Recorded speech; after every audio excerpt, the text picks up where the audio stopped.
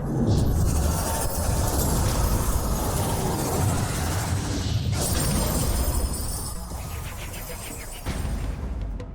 everyone, we are Rebellion and we're here at E3 2017 showing Strange Brigade, our new title. Those of you who are here at the show will be able to play it, but if you're not here, then we've just played through the demo. That's myself, Tim Jones, and Andy Pattinson. So we'll be just talking you through what we've just experienced. I guess let's just get into the gameplay. Let's do it.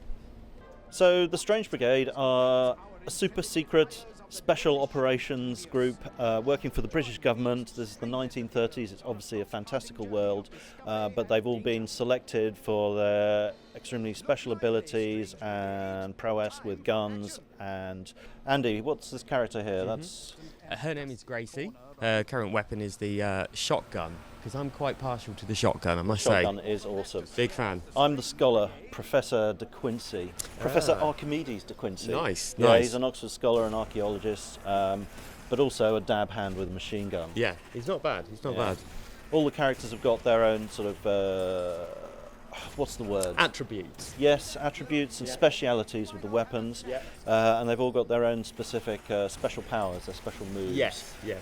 Which probably one of the key mechanics that's worth pointing out in the gameplay is that the more you inflict damage on the enemies and sustain damage, you'll fill up your amulet meter at the bottom, and when that fully fills up, well, even as over the course of filling it up, you will power up how powerful you are. So the more you do it, the more powerful you get, and then ultimately, if you fill it up fully, you'll highlight the amulet, which you can then unleash as a special power. So probably worth noting there, in the background you can also see a spinning blade trap. So there are lots of traps in the game, lots of environmental hazards you can use to kill the enemies. So if you shoot the glowing orb on the top of the trap, it'll pop up and take out a bunch of enemies at once, which is highly entertaining and effective. Yeah.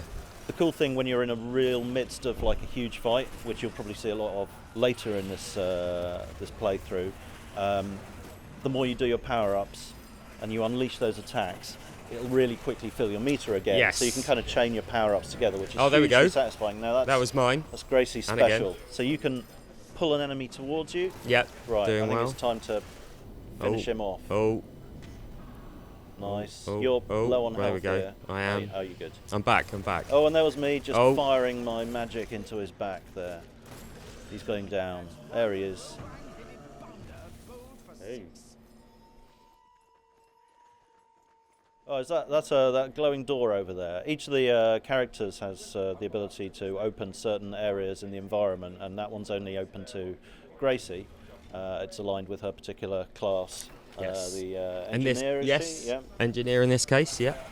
And so, yeah, there's going to be secret areas that each of the characters can open, so it's well worth playing through as a group, as all different characters, or if you're in single player, replaying the level so you can experience everything. Yes. And find all the treasure, because the more loot you pick up, the more you can spend it at workbenches to improve your weapons and your armory.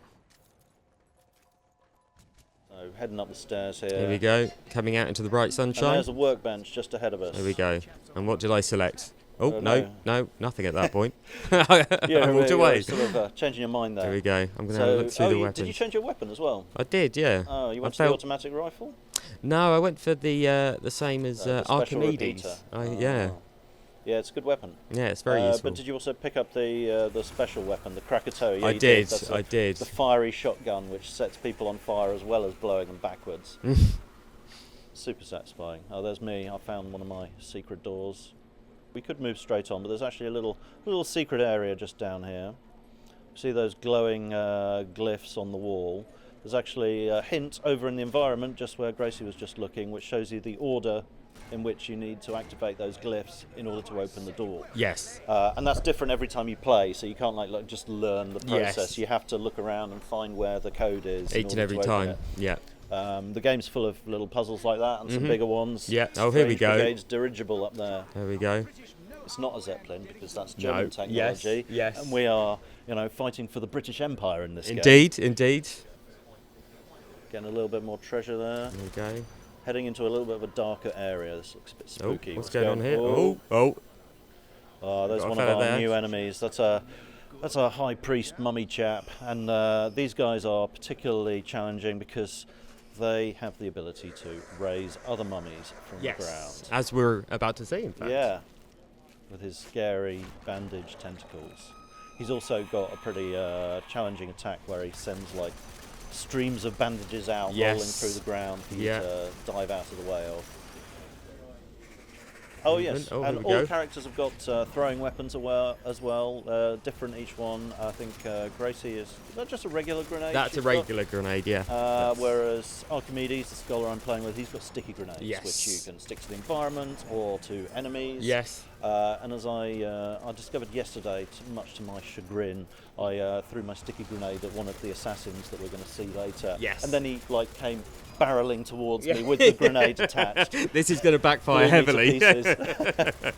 Yeah, I regretted that. Yeah. And this is the Vessel of Enlightenment, which is what we've been seeking out, Indiana Jones style in this particular part. But cutthroats. So yeah, these are the cutthroat assassins I was referring to earlier. These guys are a little bit more fast-moving than the mummies. And sword wielding as well. Yes. Yes. And they've got the knack of our handy dive roll as well. So yeah, they're really tricky. But... No. See. Yeah, so you just have to pummel them with gunfire or melee attack them until their armour comes off and eventually you wear them down. They're pretty persistent. They are. And it's always when you're not looking. Yeah, I know. They always sneak around. You've got to watch yourself from all angles in this game. Oh, nice. Oh, there you go. The enemies also drop a little bit of ammo as they die, which is helpful. But nice. Watch yourself by that spike trap. Yeah. So it's yeah, about that grid to get on the floor. Is it going to get triggered? You're just as vulnerable to traps as the enemies are, and there we go. I think you triggered that one. Yeah, I did. That was nicely done. Yeah, I remember thinking at the time, I wonder if Andy's over there. Yeah. I don't really care. I'm going to take this risk. I'm going to go for it. But yeah, you do have to watch out for your companions around the traps as well. You can't just fire them off willy-nilly. Oh, we've got new people. Okay, yeah, these mummies are pretty mean. They'll throw the spears at you, flaming spears no less. Yes. So you've got a bit more ranged attacks to contend with, which in and of itself isn't that much of a problem, but when you're fighting mummies and cutthroat assassins at the same time, it mixes it up somewhat. Thanks for watching Strange Brigade with us, and stay tuned to see more stuff coming from us at Rebellion over the course of the next week at E3.